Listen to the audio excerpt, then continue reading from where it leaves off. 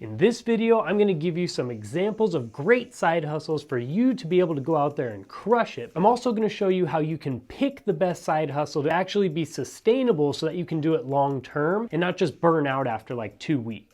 One quick example that's super easy and that a lot of my students actually use is Etsy. You could literally build an account, put up some products, and sell something today if you wanted to. And the profit margins on some of this stuff is insane, especially if you do it this way. Now this Etsy shop, GLDN, is an amazing shop and they have over 500,000 sales, and they sell personalized gold necklaces and jewelry. And these pieces here go from anywhere from $70 to $91 for these personalized pieces. But what you don't know is that you could actually do this as well. If you go to a site called AliExpress, look at that.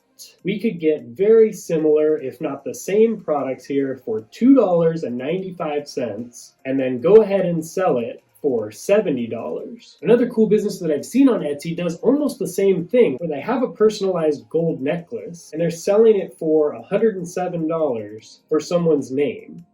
If we go over to AliExpress and see here that we can buy that exact same thing for $4.23. That's almost a profit of $100. You sell just 5 of those necklaces per day, that's $500. Per week, that's $2,500. That's an easy $10,000 per month. So like I said before, this video is going to give you some awesome ideas, but even more important, it's going to make it so that you can figure out what type of side hustle is actually sustainable for you long term. This is the secret as to how I was actually able to build this YouTube channel and a couple other side gigs that make me close to $100,000 extra per year. I'll also show you exactly how much money I make from YouTube later so that you can get a good idea of one of the options you may have after I go over a bunch of other ones that may be much faster in making you money and more enjoyable. So the first question that you have to ask yourself is, what is something that you're just good at naturally, or that you've been told that you're just better at than most people? What's something that people seem to have problems with, but for you, it's pretty easy? A really big one in this category would be social media. For a lot of you, this is something that you just do every day, you don't even think about it, but for some people, it's very tough to understand the difference in platforms. Like something that goes on TikTok probably isn't going to do very well on Facebook and vice versa. Just knowing that little bit will really help out a certain small business, and you could definitely charge for that. This could also be things like building things, just building a desk or building a skateboard ramp. Something that comes easy to you is definitely not what comes easy to most people. Also things like art or painting, and then especially tutoring. These are all things that you could do in your spare time at your own convenience, and you can get paid for. The second question that you want to ask yourself here is, what is something that you actually like to do? If you like to do it, it'll feel much less like work and more like you're just getting paid to do something fun. For me, that's always been health and fitness, working out, eating healthy. I can talk all day about macronutrients and about weightlifting. And so my first couple businesses had to do with that specifically. I have a student who loves to dance and loves to do line dancing, and so she proposed at our school gym that she would teach a class on line dancing, and it would be like a fitness version of line dancing, and the school was all for it, and now she gets paid to do line dancing.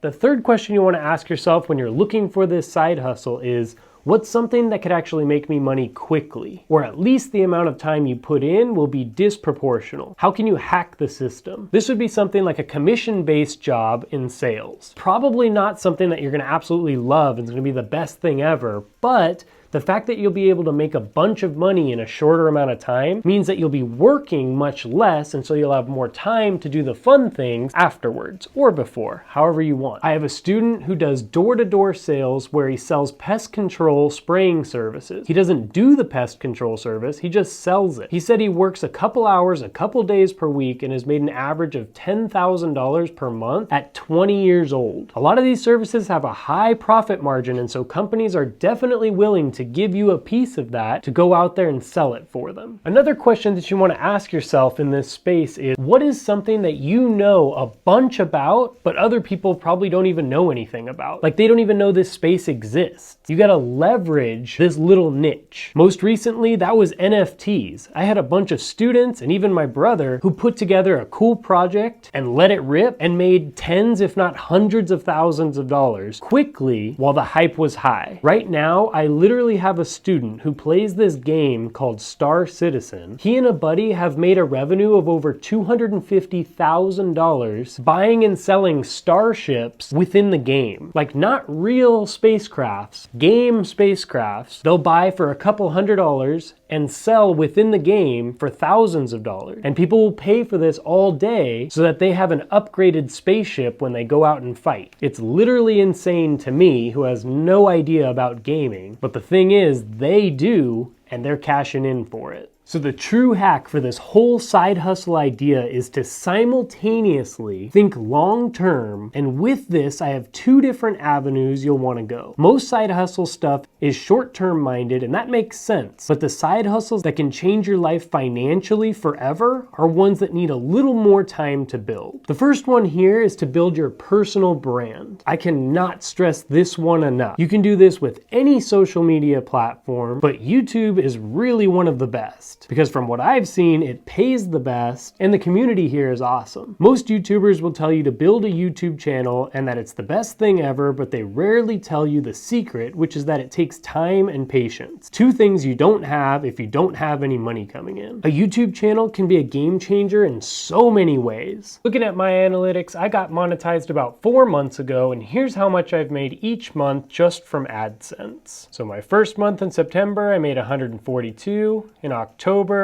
about $2,300, November $2,800, December $2,300, last month was about $4,500, and we're like 2 days into February. So I've made a little over $12,000 just from AdSense and YouTube for the past 4 months, which is totally awesome. But I've been doing this YouTube channel for about 1.5 years. So there was a good 14 months or so that I was working 10, 20 hours a week sometimes producing these videos, and I didn't get paid at all. I always looked at this YouTube journey like long term, where I had other jobs and other things sustaining me and making me money during that time so that I could build this thing out. And now that I've stuck with it and I keep pushing through, and you guys are super awesome and you keep subscribing, now it's starting to make all this time and effort worth it, which is very, very cool. And now the second way to be thinking long term is the reason why I think most of you subscribe to this channel in the first place, and that would be through different forms of investing for financial freedom. My favorite ways right now are through things that can have an explosive appreciation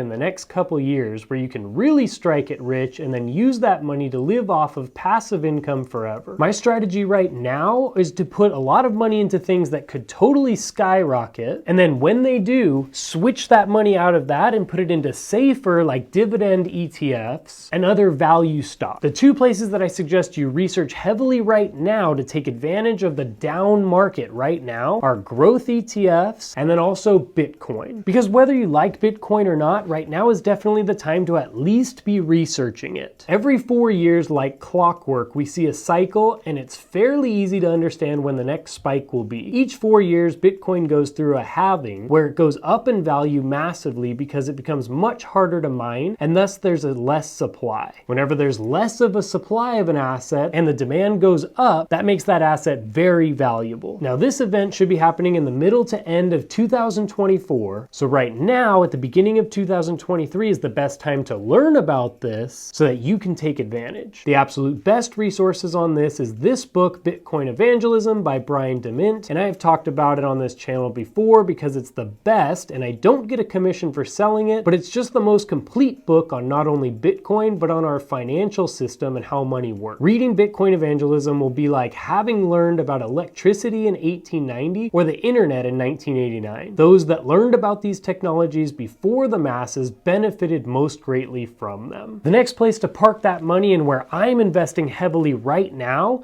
is in growth ETFs. Specifically growth ETFs over growth stocks because they're safer, they're way more diversified, and they're just more simple overall because I don't have to do as much research to pick a winner. I compiled this video of my favorite growth ETFs, so watch this video now and let's build that generational wealth together.